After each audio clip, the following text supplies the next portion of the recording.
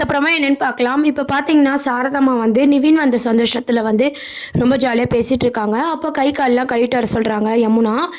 நிவின சாப்பிட கூப்பிடுறாங்க. நிவினும் போய் வந்து வாஷ்லாம் பண்ணிட்டு வராரு. ஃபேஸ் வாஷ்லாம் பண்ணிட்டு வராரு. நம்ம சாரதாம்மா வந்து அப்படியே யோசிக்கிறாங்க. கங்கா உடனே கேட்குறாங்க, "என்னம்மா என்ன யோசிக்கிற?" அப்படின்னு சொல்லிட்டு. "இல்ல, நிவினுக்கும் யமுனாக்கும் ஒரு அண்டர்ஸ்டாண்டிங்கே இல்லாம 2 பேரும் சண்டை போட்டுக்கிட்டே இருந்தாங்க. ஆனா இப்போ யமுனா பேச்செல்லாம் நிவின் கேட்குறாரு. 2 பேரும் வந்து ஒத்துமையா இருக்கிறத பார்க்கவே எனக்கு ரொம்பவே சந்தோஷமா இருக்கு. என் பொண்ணுங்க எல்லாருக்குமே வந்து நல்ல ஒரு வீட்டுக்காரு, எனக்கு எல்லாமே நல்ல மருமக புள்ள தான் கிடைச்சிருக்காங்க." அப்படின்ற மாதிரி பேசிட்டு இருக்கும்போது காவேரியும் அங்கே இருக்காங்க. காவேரி பார்த்தீங்கன்னா அந்த டைரி எடுத்த விஷயத்தையே பார்த்தீங்கன்னா யோசிச்சுட்டு இருக்காங்க. அதுக்கப்புறம் பார்த்தீங்கன்னா சரி சாப்பிட்டுடுறாங்க. எல்லாருமே சாப்பிட்டுட்டு நம்ம சாரதாம்மா ஃபீல் பண்ணுறாங்க. காவேரி வாழ்க்கை மட்டும் இப்படி ஆயிடுச்சு, அவள் வாழ்க்கையும் சரியாக இருந்துச்சுன்னா எனக்கு நிம்மதியாக நான் கண்ண முடிவேன் அப்படின்ற மாதிரி பேசிட்டு இருக்காங்க.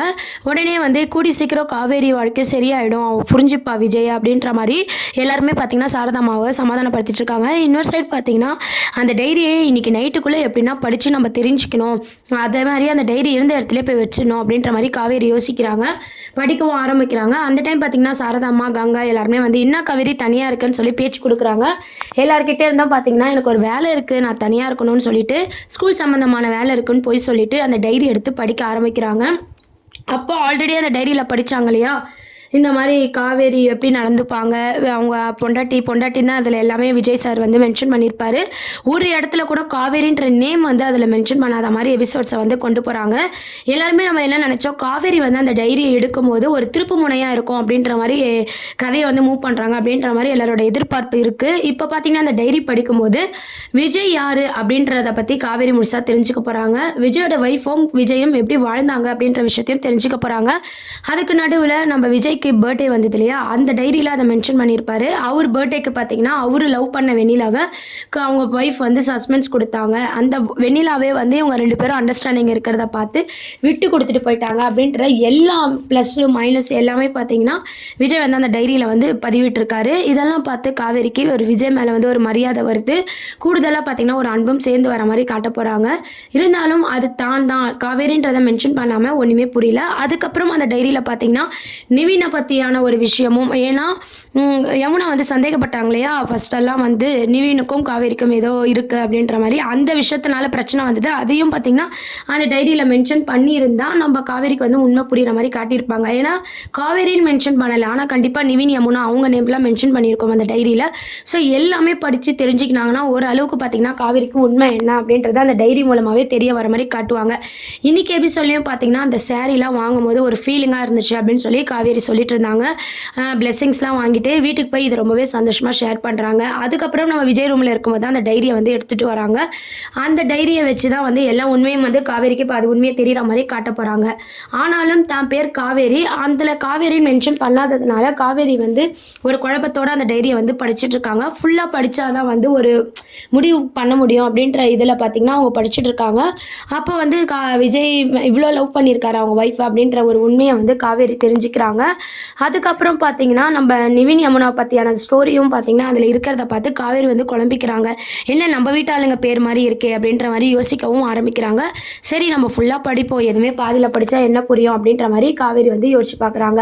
எல்லாமே முடிஞ்சதுக்கப்புறம் இந்த சைட் பார்த்தீங்கன்னா நம்ம விஜய் என்ன யோசிக்கிறாருன்னா, காவேரி கூட நம்ம காரில் போனது, காவேரி சாரீ வாங்கின விஷயம் எல்லாமே அந்த டைரியில் மென்ஷன் பண்ணணும், மதர்ஸ் டேல இவங்க செலிப்ரேட் பண்ணது எல்லாமே வந்து நம்ம மென்ஷன் பண்ணணும் அப்படின்னு சொல்லிட்டு அந்த டைரி எடுக்கிறாரு. அங்கே டைரியை காணும். உடனே வந்து ரூம் ஃபுல்லாக பார்த்தீங்கன்னா விஜய் வந்து அந்த டைரியை வந்து தேடி பார்க்குறாங்க. டைரி எங்கேயுமே இல்லையே அப்படின்னு சொல்லிட்டு ரொம்பவே ஷாக் ஆகுறாரு. அப்புறம் அம்முவை கூப்பிட்டு கேட்குறாரு, அம்மு நீங்கள் எந்த டைரி பார்த்தியா அப்படின்னு சொல்லிட்டு. ஃபஸ்ட்டு பார்த்தீங்கன்னா அம்மு வந்து நான் எதுவும் பார்க்கலப்பா அப்படின்ற மாதிரி சொல்கிறாங்க. அதுக்கப்புறம் பார்த்தீங்கன்னா அம்மு யோசிச்சு பார்க்குறாங்க, நம்ம வந்து கலர் பென்சில்ஸ்லாம் கேட்டுமே, அப்போது மிஸ்ஸு தானே அந்த கபோர்டெல்லாம் திறந்தாங்க, அவங்க தானே அந்த டைரி வச்சுருந்தாங்க கையில் அப்படின்னு சொல்லி அம்மு யோசிக்கிறாங்க. விஜய் கிட்ட சொல்கிறாங்க, இந்த மாதிரி காவேரி மிஸ்ஸு தான் அந்த டைரியை எடுத்தாங்க அப்படின்னு சொல்லிட்டு. இதை கேட்டதும் பார்த்தீங்கன்னா விஜய் வந்து செமவாக ஷாக் ஆகுறாரு. ஐயோ அந்த டைரியில் எல்லாமே இருக்கே, அதை படித்தாலே உண்மை தெரிஞ்சிடும், அப்புறம் காவேரி உயிருக்கே ஆபத்தாயிடும் அப்படின்னு சொல்லிட்டு நம்ம அந்த டைரியை வந்து காவேரி படிக்கிறதுக்குள்ளே போய் வாங்கிடணும் அப்படின்னு சொல்லிட்டு விஜய் வந்து உடனே காவேரி வீட்டுக்கு கிளம்புறாங்க. உடனே அம்மு வந்து என்னப்பா ஆச்சு அப்படின்னு கேட்கும்போது அம்முவை சமைச்சு அம்மாவையும் கூட்டிகிட்டு போகிறாங்க. ஏன்னா அங்கே போகிறதுக்கு ஒரு சாக்கு வேணும் இல்லையா, அதனால் அம்மு கூட்டிகிட்டு விஜய் வந்து கிளம்புறாரு காவேரி வீட்டுக்கு. இங்கே பார்த்தீங்கன்னா காவேரி வந்து முழுசாக படிக்காமல் பாதி படிச்சுட்டு இருக்காங்க. ஏன்னா முழுசாக படித்தா அவங்களுக்கு உண்மை தெரிஞ்சு சீரியலை வந்து முடிச்சிடுவாங்க. அதனால் பார்த்தீங்கன்னா முழுசாக படிக்காமல் பாதி மட்டும் காவேரி படிக்கிற மாதிரி காட்டுவாங்க. முக்கியமான சீன்ஸ் எல்லாம் எல்லாம் படிக்கிறதுக்குள்ளே பார்த்தீங்கன்னா விஜய் வந்து அங்கே வந்துருவார். வந்ததும் பார்த்தீங்கன்னா வீட்டில் இருக்க எல்லாருமே கேட்குறாங்க, என்ன இந்த டைமுக்கு வந்திருக்கீங்க அப்படின்னு சொல்லிட்டு. இல்லை சும்மா தான் இவன் மிஸ்ஸை பார்க்கணும்னு சொன்னா அதனால தான் வந்தேன் அப்படின்ற மாதிரி விஜய் வந்து சமாளிக்கிறாரு. அப்புறம் காவேரி வந்ததும் காவேரி கிட்ட கேட்குறாங்க, என் ரூமில் இந்த டைரி எடுத்தீங்களா அப்படின்னு சொல்லிட்டு. காவேரியும் பார்த்தீங்கன்னா, ஆமாம் நான் தான் எடுத்தேன். உங்கள பற்றி சொல்லுனா நீங்கள் சொல்ல மாட்றீங்க. உங்கள் ஒய்ஃபை பற்றி நான் தெரிஞ்சுக்கணும். அந்த டைரி படிக்கவும் சுவாரஸ்யமாக இன்ட்ரெஸ்ட்டாக இருந்துச்சு. அதனால தான் உங்களுக்கு தெரியாமல் எடுத்து படிக்கணும்னு நான் நினச்சேன் அப்படின்ற மாதிரி உண்மையை ஒத்துக்கிறாங்க. இல்லை எனக்கு அந்த டைரி வேணும், நீங்கள் படிக்கக்கூடாது அப்படின்னு சொல்லிட்டு அந்த டைரியை வாங்கிட்டு விஜய் வந்து கோவமா பேசுகிறாரு. உடனே காவேரி பார்த்தீங்கன்னா, டைரி எடுத்தது தப்பு தான் அப்படின்ற மாதிரி சொல்கிறாங்க. அந்த டைரியை வாங்கிக்கின்னு விஜய் அங்கேருந்து போயிடுறாங்க. காவேரிக்கு ஒரு குழப்பமாக இருக்குது. இந்த டைரிக்காக இவர் ஏன் இவ்வளோ டென்ஷன் ஆகுறாரு? நான் படித்தா என்ன தப்பு அப்படின்ற மாதிரி காவேரி யோசிக்க ஆரம்பிக்கிறாங்க. அது மட்டும் இல்லாமல் முழுசாக அந்த டைரியை படிக்கல. பாதி படித்த வரைக்கும் பார்த்தீங்கன்னா விஜய் மேலே ஒரு மரியாதையும் தான் குடும்பத்துலேயும் இந்த மாதிரி பேர் இருக்கே அப்படின்ற ஒரு சந்தேகமும் வந்து பார்த்தீங்கன்னா காவேரிக்கு இருக்குது. இருந்தாலும் ஃபுல்லாக படிச்சிருந்தா ஃபுல் விவரமும் காவேரிக்கு புரிஞ்சிருக்கும். அதுக்குள்ளே பார்த்தீங்கன்னா நம்ம விஜய் வந்து டைரி வாங்குற மாதிரி கொண்டு போயிருப்பாங்க. அப்புறம் அங்கே நிவின் இருந்ததை பார்த்துட்டு நம்ம விஜயும் நிவினும் வந்து நல்லா பேசிக்கிறாங்க. அதுவும் பார்த்தீங்கன்னா நம்ம காவேரிக்கு ஒரு சந்தேகத்தை ஏற்படுத்துது. சரி அக்காங்க கூடலாம் அம்மா சொல்லியிருப்பாங்க நல்லா பழகுறாங்கன்னு பார்த்தோம். நிவின் கூடயும் நல்லா பேசுகிறாரு, ரொம்ப நாள் பழக்கம் மாதிரி பேசிட்டு இருக்காரு, என்ன விஷயம் அப்படின்னு சொல்லிட்டு காவேரி யோசிக்க ஆரம்பிக்கிறாங்க. நிவினை பார்த்ததும் விஜய் நல்லா பேசிட்டு டைரியை வாங்கிட்டு அங்கேருந்து கிளம்பி போயிடுறாங்க. எது வரைக்கும் காவேரி படித்தான்னு தெரியலையே, நம்ம காவேரியை கேட்டு பார்ப்போமா அப்படின்னு சொல்லிட்டு வீட்டுக்கு போன விஜய் பார்த்தீங்கன்னா காவேரிக்கு கால் பண்ணுறாங்க. அப்போ பார்த்தீங்கன்னா நம்ம காவேரியும் ஃபோன் அட்டன் பண்ணி பேசிகிட்டு இருக்காங்க. இதுமாதிரி டைரியில் என்ன படிச்சிங்க அப்படின்னு சொல்லிட்டு. நான் படிக்கிறதுக்குள்ளே நீங்கள் தான் வாங்கிட்டீங்களே, ஏதோ நான் முழுசாக படிக்கவே இல்லை அப்படின்ற மாதிரி காவேரி சொல்கிறாங்க. அதை கேட்ட விஜய் பார்த்தீங்கன்னா, நல்ல வேலை அதுக்குள்ளே போய் நம்ம வாங்கிட்டோம், இல்லைனா எல்லாமே காவேரிக்கு தெரிஞ்சு காவேரிக்கு எதனா ஒரு பிரச்சனை வந்திருக்கும் அப்படின்ற மாதிரி விஜய் வந்து யோசிக்கிறாங்க.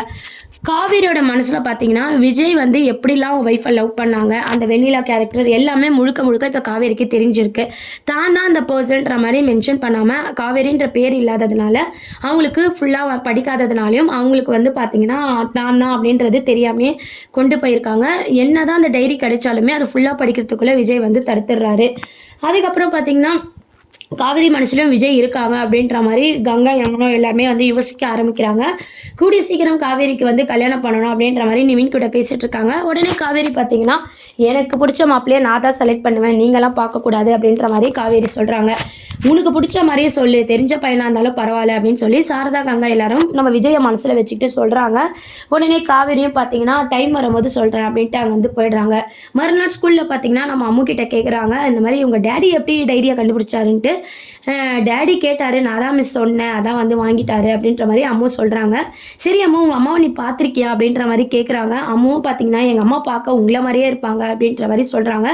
இதை கேட்டதும் நம்ம காவேரிக்கு ரொம்பவே ஷாக்கிங்காக இருக்குது. அந்த டைரியில் இருக்கிற கேரக்டரும் என்ன மாதிரி இருக்குது, அம்மா பார்க்கவும் என்ன மாதிரி இருப்பாங்கன்னு சொல்கிறாளே, முதல்ல அவரோட ஒய்ஃபை நம்ம பார்க்கணும் அப்படின்ற மாதிரி யோசிக்கிறாங்க. இதெல்லாம் தான் அடுத்த ட்ராக்காக இருக்குது. இதை பற்றி உங்கள் கருத்துக்களை கமெண்ட் செக்ஷன் சொல்லி சேனலை சப்ஸ்கிரைப் பண்ணுங்கள். தேங்க்யூ.